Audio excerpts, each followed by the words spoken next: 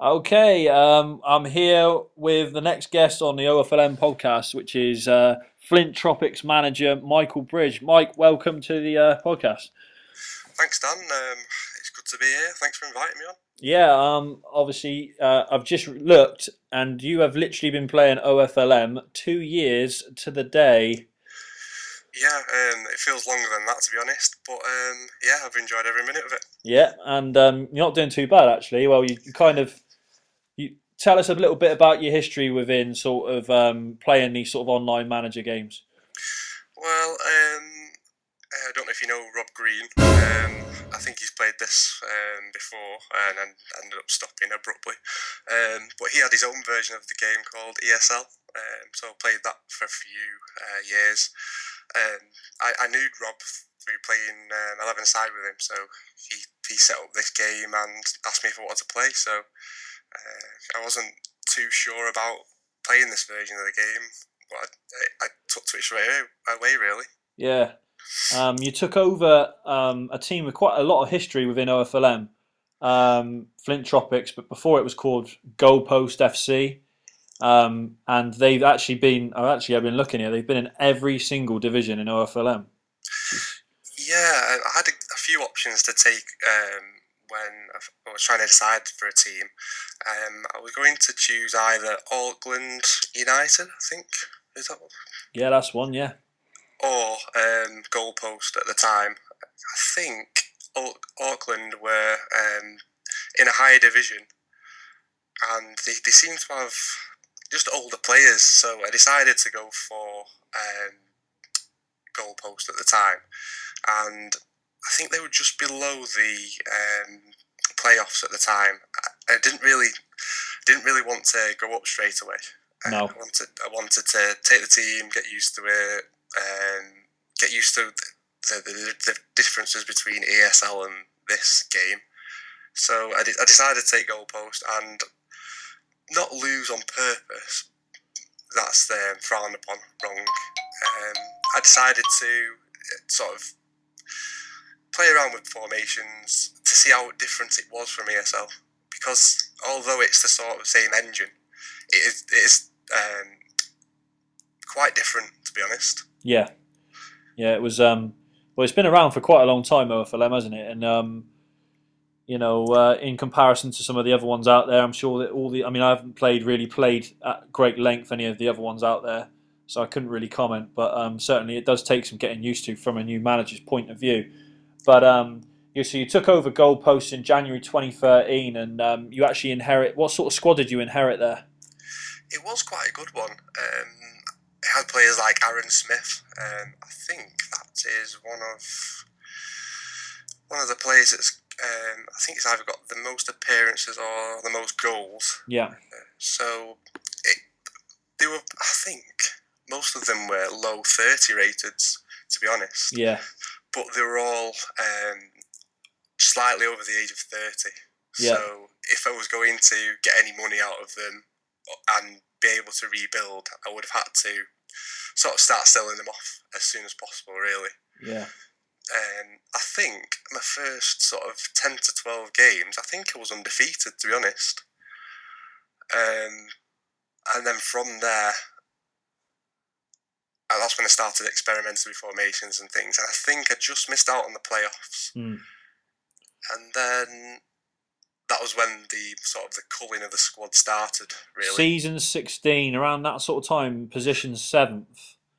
Would that Yeah, have been about right? In that Division is about 4, was right, yeah. that? Yeah? As I say, just missed out on that sort of playoff berth. I just didn't really want to sort of risk going up, if that's the right thing to say. I think getting promoted would have been I think Division 2 would have been too much of a reach for me at that time. Being Yeah. a new manager, getting used to the formations and how other managers play, really. Absolutely, yeah. I mean, it's a decision that has to be, you make the decision. You never make lose on purpose, but certainly, in the early days, you're trying to feel out what your best team is. You're looking at what you can decide how you're going to play OFLM. Are you going to go with a certain philosophy that might take more time? Are you going to go for an instant success philosophy of getting in as many of the old players as possible? Goalpost, the team that you inherited at the time from Stephen Carey, trained goalkeepers. They had quite a few players, like you say, that were 30 plus rated, had come down from Division 1, had dropped down to Division 2, was kind of free falling through the leagues at a slow rate. So you took some decisions, you made some big moves. Tell me about some of the big moves that you made in regards to your squad and squad players. Well, when I advertised most of the players on the forum, I didn't really get many bites or any real messages about the players, even though they were quite a good standard. In the end, I had to sell, I'd say, 4/5 of them to the league. Right. Sort of take a hit on the actual. I think it's 70% of the actual price, and then go from there. Right. I think the first thing I was to do, we didn't have a keeper at the time. We'd only loaned keepers, so it was to contact Milo, who had the goalkeeping academy at the time, and I think he was trying to sell Ken Starr, who was at the time around 25 rated. Yeah. And I think the first message I sent him was, I've got some money to spend. This is a bit of a silly question, but how much do you think that he's worth? And he was quite honest. And I said, I've got sort of 25 million to spend. And he said, that won't get this player, but do you want Ike Rivers instead?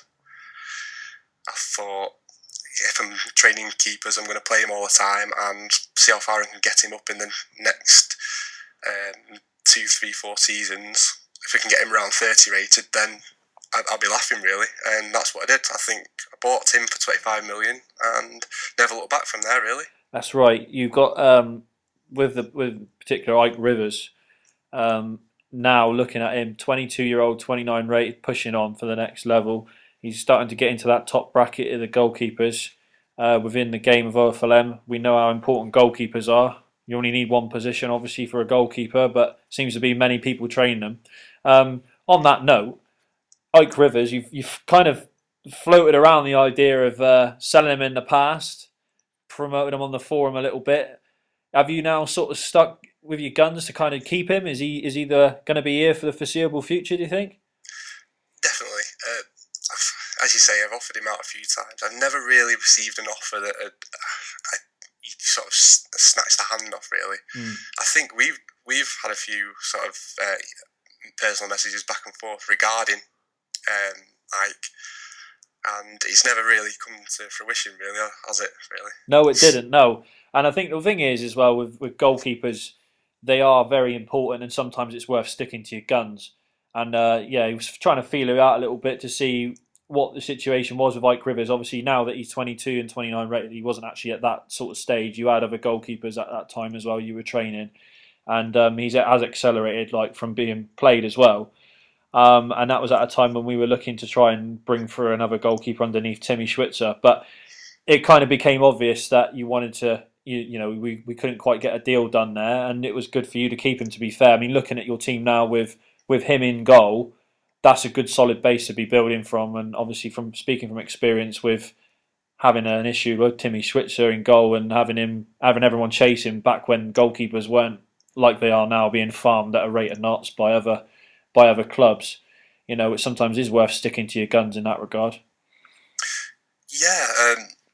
The thing is, I had to set a plan when I first started. I think the first ever time I played Rob Green's game, it stopped after, I think, 2 seasons and then restarted from the beginning a few seasons later. The first time round, I think I got raped and pillaged from all my players, and I decided that having money was better than having the good players at the time. Yeah. And I think I near enough came bottom in that first time round. The second time round, I was able to. He had a similar setup where he had the trainers, but he had like a draft system as well. So at the beginning of the season, it'd be like an NFL draft. You'd put like secret bids in for players, and I managed to get sort of the best striker and train him up. And the second time round, I won the league. So I thought playing ESL, I would give me an advantage. Yeah. But it hasn't at all. It's the only advantage it's given me is to not sell my best players unless I've got a plan. And I had a plan at the time to not get relegated, but play youth players, get quite a few young players in, like Ike. I think I had a couple of young defenders that I had to sell off to get some more money as well. I think one was Javier Zanetti you had. I've got a terrible memory for these sort of OFLM player names. That's quite autistic, really. Zanetti was one of the players you had. I don't know who you sold him to, but he was one of them. And there was a couple of other oldie strikers. I can't remember any of the other ones, but he certainly rings a bell. Money in OFLM, it's a strange one now because it's actually become more valuable within the last couple of years because of this agent fee. So if you're going to do big deals with clubs and you need to get players through, then you're going to have to pay money above and beyond in terms of quality of staff as well. The top 16 to get the deals through, because they're not going to go through at face value. They're going to get rejected. The chairman's going to throw it out. So you got to. Money has become more valuable because sometimes if you throw enough money at a player and a chairman, they're more likely to accept a deal than they would be if you bid at face value. But yes, I understand. Back then, it was kind of a case you could be selling players' assets, so to speak, and not being able to spend the money you were getting. So, yeah. But sort of talk us through your pre-season, because obviously we're in pre-season. We've just had the Super Cup. Milo's won another trophy. So we're into nearly the first week now. So yeah, from last season and the season before, it was just basically development, really. Get most of these young players minutes on the pitch and see how far I could get them up, really. And the season updates, they've not really been kind to me over the last few seasons. And playing your youth players, I think, should give you a little bit more. I think most of my youth players played over 2,000 minutes, and sometimes they barely go up one level. Really? Okay. And it's sort of, I can understand a bit like David Stone, and I can't remember what he specifically called. People. Yeah. Was it the Real Revolution guy? Yeah. Rob Lawford, I think maybe was it?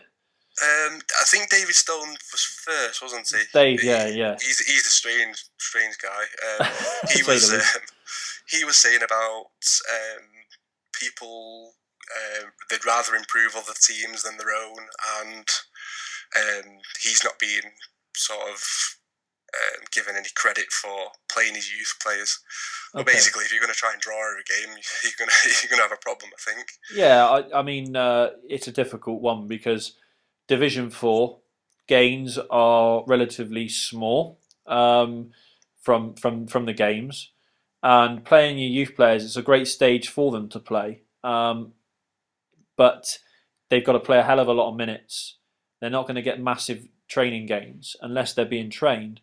So, it's a good place to develop young players, but by doing so, you may lose. You're going to it's at a detriment of what you're trying to do, which is to try and get out of that league, because it is a tough league to get out of. The other teams have improved a lot more than I thought they were going to over the last few seasons. Going back to what you asked, sorry, I've gone off to a different area, but in the pre-season, basically wanted to just add to what I've done over the last few seasons, really. I think during the last season, I bought E. Foley, which was a 30 rated striker. Due to circumstances recently, where one of my buyback deals sort of fell through, and I've had to sell him to bring in a defender.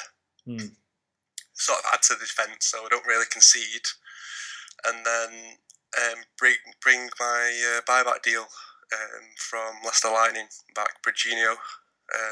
Great name, that, isn't it? Yeah. Hopefully that he'll do the name justice. And I've been told by Emlyn that he'll score quite a few goals this season, so I'm going to hold him to that. Yeah. basically, pre-season plan was to get as many, or in and around the rating of 25, as many players around that rating as possible. And I've managed to do it. I think I've come up short on a couple of defenders, maybe one of the midfielders. But apart from that, the plans come together. Yeah. Last season, I think I was rated 10th or 11th out of 16, and this time in this pre-season, I'm up to in around the top. So I'm giving myself a chance. I think you've got a very good chance this season of getting promoted because you've got a very got your squad in front of me now. You've got a very good through the team, a very good solid spine of 20 rated players plus. Goalkeeper's fantastic. The back sort of the back 5-6 players are good for that division. Mixed in with some youth as well, they'll get plenty of minutes. Your midfield all over 20 rate. Well, 19 rate is your lowest, so all above 20 rated pretty much. You've got 3 strikers all rated 23 and above. I was surprised when I saw Foley get released. I was quite sort of shocked, because I have been quite a big firm advocate of a 30 plus rated striker in Division 4 because it just messes the engine up and they always score loads of goals. But I understand now why you've done it. To get that defender in, and the defenders are being the situation with defenders. It's at the moment absolutely nuts. Some of the money that they're going for. Yeah, it's crazy. I think one of the youth defenders you were talking about before. I think I had Vasily Lazarus. I managed to sell him. I think he was 21 rated, maybe 22 years old. I think I sold him for 30 million at the time. Yeah, which was crazy. Yeah, crazy money. The funny thing is, right? I mean, we're going back maybe 4, 5, 6, 7 seasons ago before the defender issue was such a big deal. It was a case of you could find scouted players, you could scout a player and potentially find a defender that was say 22 rated, maybe 26, between 24, 26, or 24 and 30 years old. And if you find players like that now, you're paying nearly double the money for them. Absolutely crazy money flying around. It's supply and demand, obviously, but you just got to make the most of these defenders. Like is it Jensen, McDonald? Are they kind of sort of stopgaps at the moment? Yeah, I think the last is it will probably this season and probably into next season. The other two will probably just last me this season. I think this may be my last season of training keepers, or maybe next season. I'm going to move on to defenders because my trainer is young enough, and basically his secondary start of 15 in tackling is quite useful, and I'll be able to sort of push forward with I think I've got 2 defenders out on loan and 1 on a buyback as well. So Great. I've got quite a few youth defenders to come in, and hopefully they'll be in and around that 20 mark and start training them, and maybe 1.5, 2 ratings a season. Get them up as strong as the other areas, because I think in one of your interviews last season, I think you mentioned the team and you said that the only thing that was lacking was the defence. So that's basically my plan. You've got to have a strong back, sort of defence now. If you haven't, then you just get hammered. The higher divisions you go, it's so important. The difference between sort of 4 and 3 to 2 and 1 is just so big now. And I can see that you've got those youth players. You've got the 2 lads out on loan, Toll and Thunderbolt. I think they're both. Are they both at clubs that train defenders? They're both at Lawn, or now Souls of Paranoia. Souls of Paranoia. Which is quite strange. Yeah, do you know what was probably, really probably as strange as Flint Tropics, to be honest. But I was surprised as anybody when they paid nearly. Was it? I think I said to Chris Upton. I was out with him at the time. I think we were having a few beers, and we saw that Jade had changed the name and paid 16 odd million to change the name. Nearly spat my pint out on the floor. Yeah, crazy money. Change of them in name. She must have a lot of money. Must. Yeah. But I think the other one, the buyback, went to Ben at Perfect City. I've got his Justin Cakes to train up for him. Cool. So yeah, my plan is to get them in and around 20 and then start training defenders. And then possibly in a few seasons' time, maybe the defender price hike will slow down, and possibly it'll be midfielders. Yeah. Maybe. But yeah, although I think I've given myself a chance this season, I think I've got Dukla first game and WBA Baracus third.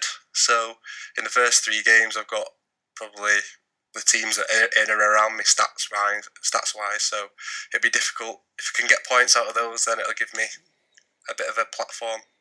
I think your main rivals this season, I haven't looked heavily at it, but I assume, and I would think, I did look at WBA Brackus a little while ago, and I'd say that they're right up there with a good squeaker getting promoted this season.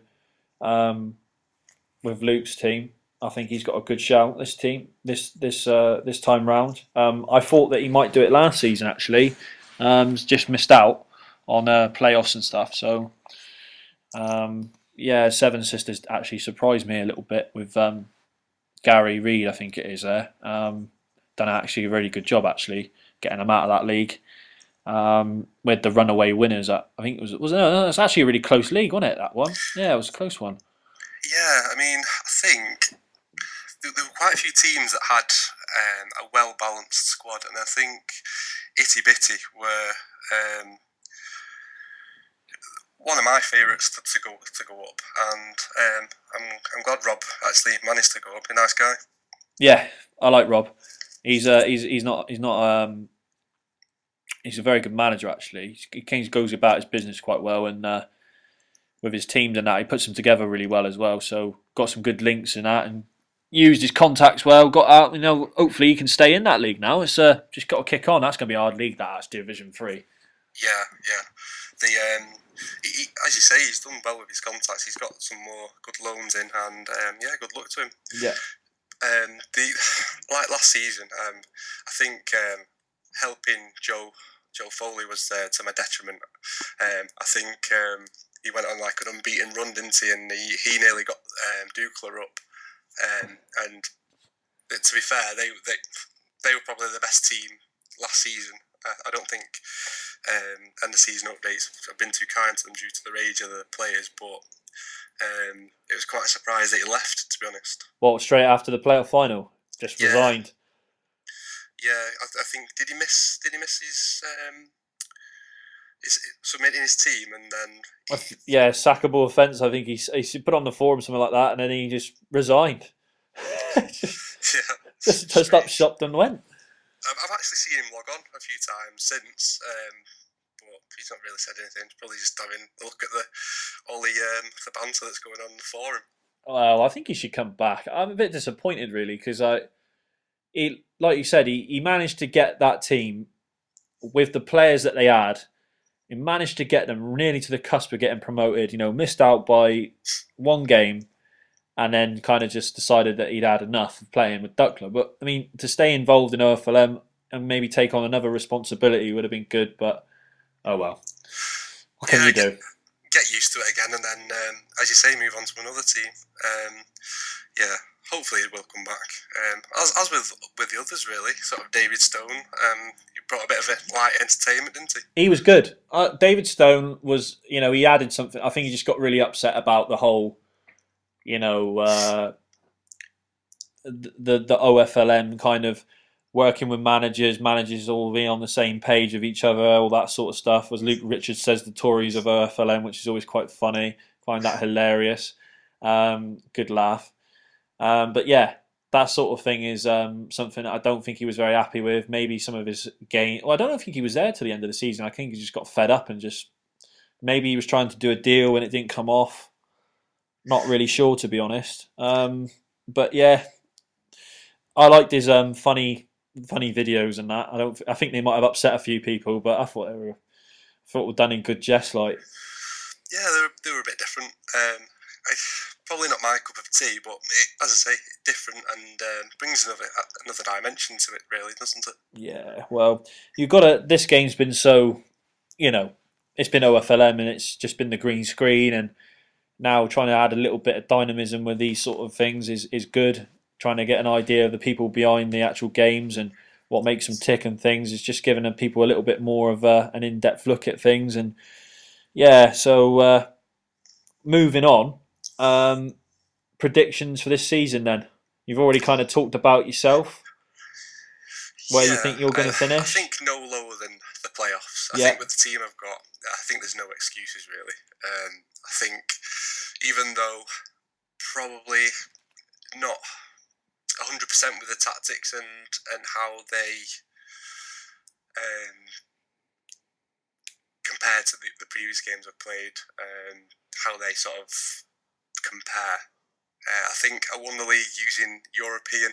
I think when I played the other game, and I think a few seasons back when I did the Cup of Nations, Milo sent me a message saying European's the weakest formation you can play. So I think the only thing. Oh, don't start because you just get remembering the final game of the last season when he played European and he fucking absolutely. Oh, sorry, I swore. Smashed me last season in that formation. That was hilarious. That was a good value one. That was. Yeah, well, European, it works sometimes, like once in 10. yeah. I think I played him in the final at Cup of Nations, and he said after he beat me, like I think it was like 5-2 or something. He said, "Yeah, Europeans are terrible." So I said, "All right, okay." I think I experimented a few times last year, and hopefully I'd say tactical naivety won't affect me next season. But I think that's the only thing that can let me down now with the team I've got. Tactical choice. Yeah, like on the other hand, like from your point of view, what would you say from the end of last season to now? Can you push on and actually win it this year? I would say no.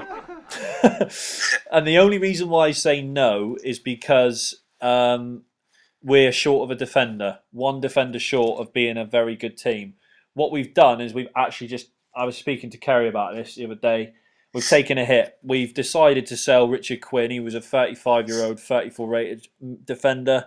And we've taken the hit and we've gone, we're going to play with 5 defenders and then we're going to use one from the academy. We're going to basically use the rest of the academy lads. We're going to build up their minutes. We're going to take time to make sure that they stay happy. We're going to take time to give them some playing time if and when they're called upon, because at some point you're guaranteed to get send-ins off in injuries. First game of the season, I've got 3 defenders, so that'll be fun. So I'm playing Simon, who's actually in his team's coming to shape now. But it's such a anyone could beat each other in that league, apart from maybe Anfield Ducks, who look. No disrespect to David Blair, who just took over, but Anfield Ducks and Rail Revolution look a bit of a way behind the rest. But everyone else is, you could toss a coin between maybe make cases for 5, 6, 7 teams in that league.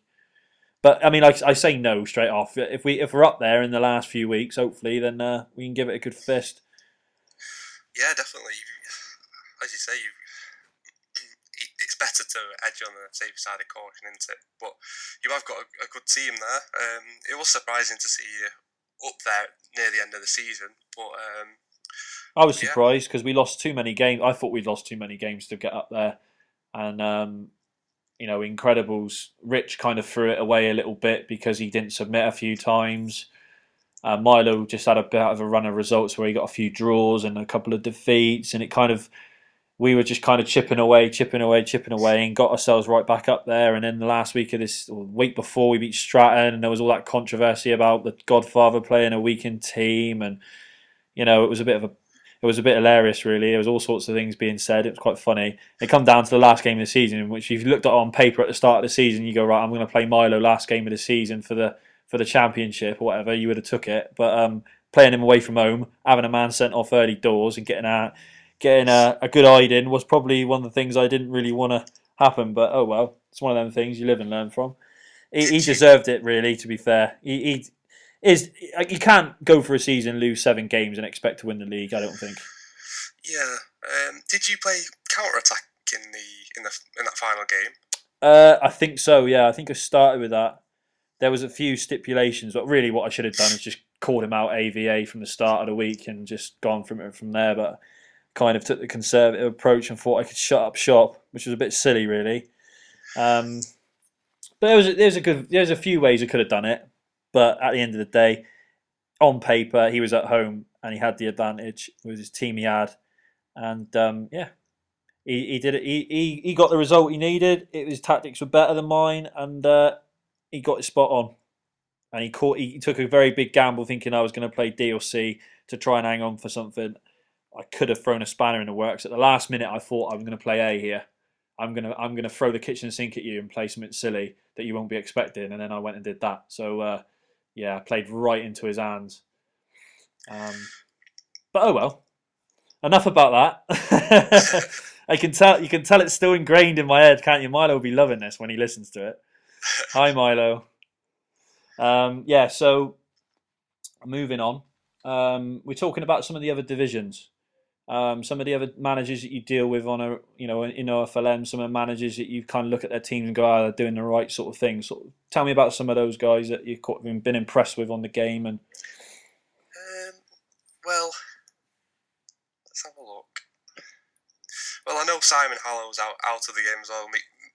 Myself and him both played for Rob Green's team, and I think when I first started, he was trading strikers, so he's done well to go up and stay up. I think, yeah, in the first division, people have dealt with in the past, like building relationships, whereas some of the people who've left recently have struggled to build relationships with, and people like Emlyn. I know he's got one of the best striker trainers in the game, and being able to do deals with him, Chris Conway, and Ben Walker. Yeah, being able to make these sort of deals with people who are players who have got good trainers and good reputations. It's just like a godsend for anybody who's starting out. It was probably very lucky because a few months after I sort of started, it started that you needed to build these relationships before, or sort of prove you were going to stay really before you could sort of take on these deals. There is quite a few more. Like I think Colin Skinner, Guy Walsh. And even I'm trying to find his team. He got relegated last season. Chris Hopton as well. Oh, Hopton, yeah. Yeah, so I think I've done that many deals since I've started. It probably feels like I played for 12 seasons rather than 2 years, really. So you got to put yourself out there, haven't you? Well, in terms of getting the deals done and showing that you're committed to playing the game. Deals will come your way. There'll be opportunities to coaching, swapping loans and stuff like that, and building those relationships. I think it's important. Some people might disagree with that. I know Luke Richards probably does, and he's got a different way of playing it, and that's not a wrong way, but certainly a way that it's a lone wanderer's way. If you've ever played Fallout, you know that the lone wanderer. It's literally you're playing that game. You're on your own. You're not going to have any help from anybody. When you make it, it's going to be great. But until you do, keep doing what you're doing. Keep your head down. Keep digging and digging and digging and take your time, because that's what it's going to be. I think you get promoted this season. Hopefully he does. I'd like to see that because he's worked hard. He's been in that division for a long time. And I'd like to see him be happy for once. That would be good, wouldn't it? Yeah. Was it him that was struggling to do deals? 20 million he had, apparently. He said he wouldn't pay any more than 20 million. Couldn't do a deal. Was trying to do a deal. Trying to sell youth points. He couldn't sell any youth points because he was late to the party on the youth points. So then he wasn't happy about that. It was all funny. It was. I was loving it. I thought it was brilliant. I think I took a hit on the youth points. I think I sold something like 20 for 2.5 million. But I was just. Sometimes I'm in it to help people, and just do it. Yeah, I don't think it's not a bad thing. Taking it on the youth points. I mean, I always say it's between. It used to be between 4 and 5 million. If you got 5 million, you were lucky. I think a lot of people this season have gone in and gone, "Oh, I want to pay 5 million for youth points." Well, I don't mind. Like normally, I always sell them for like between 4 and 4.5. Normally 4.5, but I have been known to sell them for less. But if you're not even got the full 25, just to get rid of them. Some people being in your division, you get a lot more than being in Division 1, so they could become less valuable to you because you might have more of them. Yeah, I mean, I think it's money for all rope, really. It's money for free. It's points that you get for putting in team sheets, so it's as I say, free money. So if you can get any sort of profit from it, then it's a good thing. I think I manage my money okay up to now. I think I've generated millions over the players I've sold, and it helps you out selling these youth points. Yeah. Sell them on to people that need or want them to build, build or create new players, and that's helping you out as well in the process of trying to find replacements or trying to get that deal done that you need to do down the line. So it's the right way of doing it. So you got some. We talked about a lot of the managers there. So let's just talk about, before we finish, about some things that you would either like to see in OFLM, things that you might want to change, some of the issues that are currently going on. So we'll start with things that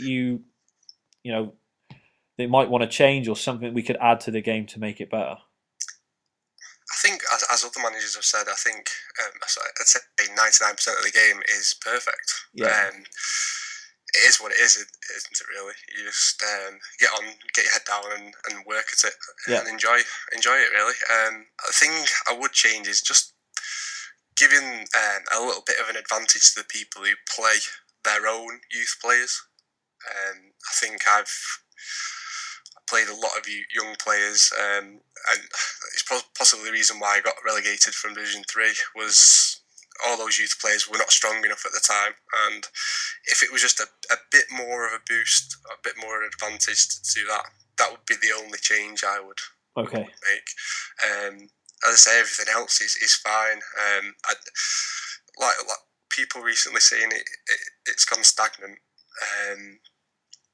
I can see where they're coming from, in the fact that deals are sometimes hard to come by, but as you stated before, you get down, you knuckle down, and you sort of work at it, and deals do sort of crop up when you least expect them, really. They do. And when they do crop up, grab them with both hands, because it's not about getting any bus. You get the right bus to take you where you want to go. Oh, you're right about that. And sometimes you've just got to do the deal. It might not be exactly what you want, or you want the player, but you might not. You might have to part with something that you might not get it for free. You might not get it for a knockdown price. You might have to pay a little bit to get it. But if you've worked hard to get that money, or you've worked hard to get this player to a certain level with an idea long term to build your team, then that's what we're looking for. Quick fix solutions. And as Mr. Brannan said, which I quite liked, this is a particular one about the gold packs. The kind of person that buys all the gold packs on FIFA and expects to get Ronaldo and Messi. That sort of attitude in this game is certainly something that it won't be. It's not something that's going to happen, and it's not going to work for you. You got to put the time in, like you say, like what you're doing now, and what lots of the other managers that you've mentioned there have done over the years that they've played. You've been playing 2 years. Look where you are. You're still in Division 4, but look at the team you got. Your favourites to go up this year, I would say, one of the top 2 sides to go up.